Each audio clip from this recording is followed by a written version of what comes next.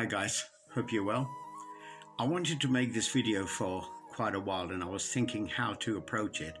I'd like you to sit down and listen to me carefully.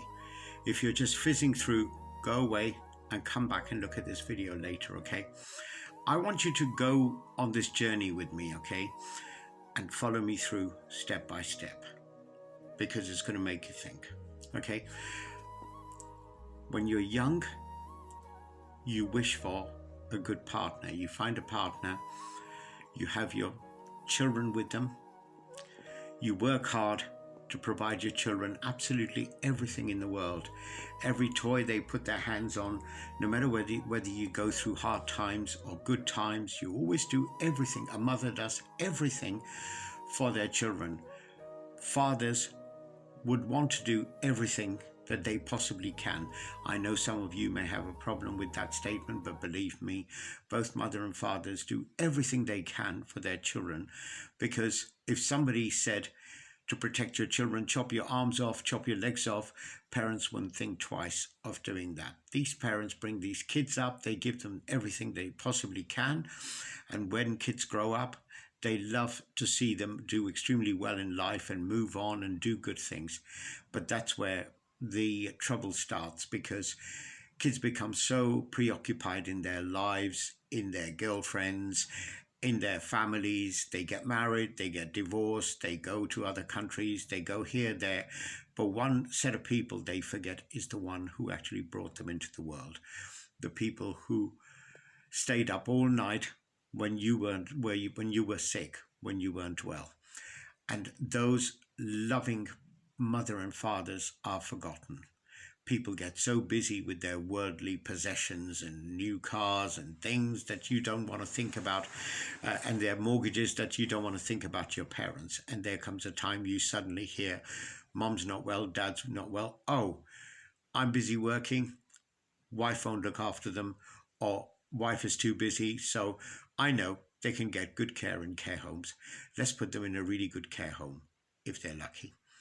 And that's where the bad story starts. Imagine if you are a woman, you love your children so much, and when they grow up, they put you in a care home saying, Mum, don't worry, we'll be fine. We'll pop in once a week. We'll come and see you. We'll bring you cakes. We'll bring you books, magazines, whatever you like. We'll come and have a chit chat and then we'll go. That's where you think your conscious remains clear from that point. But what you don't realize is what your parents are going through. I just want you to, for 1 minute, put yourself in a position of a parent who's always been surrounded by loved ones, and suddenly one day she or he finds himself in the middle of a care home. Don't tell me care home can be plush. Care home can have beautiful chandeliers and beautiful bedroom filled with pictures and memories of their lives, because those things, worldly possessions, don't mean anything to parents. What means to the elderly is love. Being able to be surrounded by those they've cared for, they brought into the world, people who are part of their soul. They want to be surrounded by people they love. But the thing is, they end up in a care home.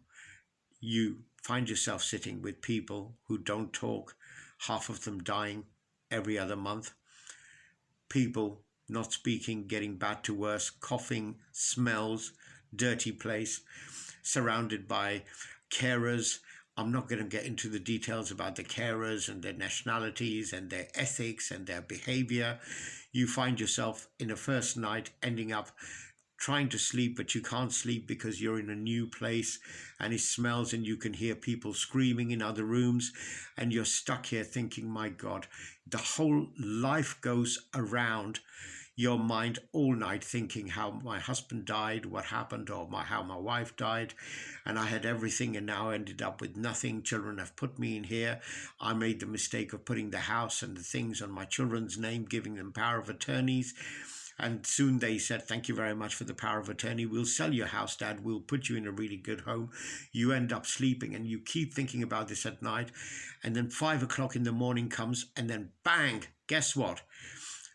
The black carer, as an example, who was there late night, who's never there except at nights, suddenly is replaced by a new set of carers first thing in the morning. The old carer saying, come on, get up.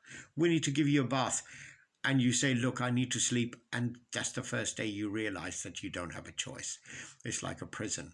You get picked up or you get dragged from your collar in some cases, and I know those cases. You get dragged into the toilet to take a bath, and you're shouted at and you're told, we don't have time, we have to finish our shift, you will take a bath, you will poo, you will do this, you will do that. And then you're thrown into a chair with the television on and people hoovering around you, people talking to themselves, nobody talking to you. And then suddenly the 8 o'clock, 9 o'clock shift starts, a new set of people come in. They're all too busy running around doing their own thing, nobody really paying too much attention, until somebody walks up to you and says, oh, Margaret, guess what? Your daughter wants to come. I don't know, she was here on Thursday. Why the hell she keeps coming? Oh, by the way, Margaret, behave yourself, okay? Remember, you're going to be with us. Be at your bestest and don't make any silly allegations against us, okay? Because you're still going to be here when she's gone. And then you're all tidied up. You're put into a chair. Your family comes along. Hello, Mum, how are you? How are you settling down on your second day? How's things? And the only option you've got to say is, yeah, I'm fine. I'm still alive. I'm okay. But from then, the depression starts setting in, if it hasn't already set in. Loneliness, nobody caring, nobody wants you.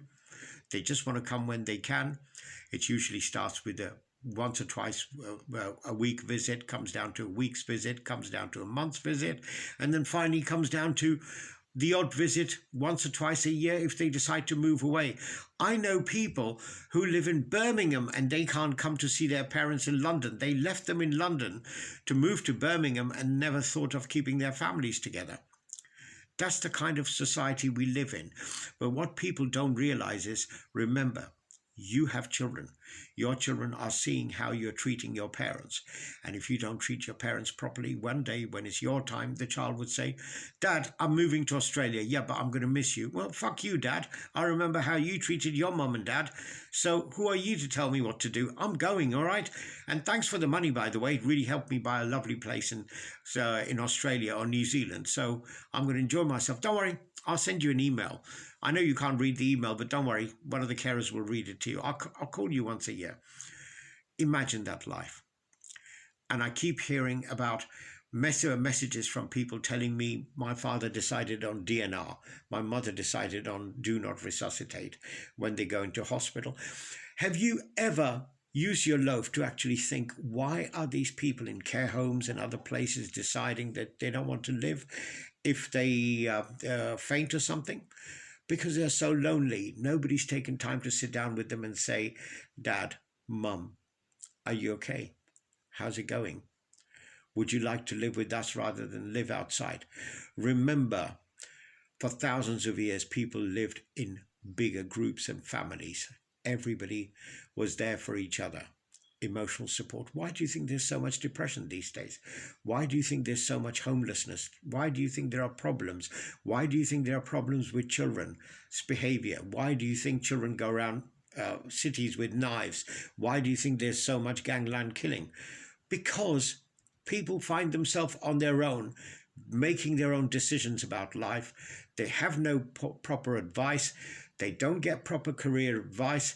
They do trial and errors in life, and that's how they learn. They mess up their lives, and then they go on.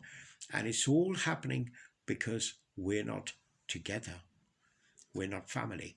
We don't have respect for the elders. And subsequently, as a domino effect over the last 30, 40, 50 years, societies have disintegrated. I want you to think about this seriously. You may come back, I know some people will come back and say, I never got on with my mum. I never got on with dad. Let me tell you something. I never got on with my mum, okay? I never got on with my mum. My mum walloped me with a frying pan when I was 18. One day she sat outside the room and said, open the door because I want to hammer you. I mean, you know, we all have moments like that, but I love my mum. And what I realize is my mum's got me, and that's it. And the thing is, we all need to love and care for us. Please think about this. Bring your mum and dad home. Don't leave them in stupid care homes where they'll be dead and you'll regret it for the rest of your life. Please think.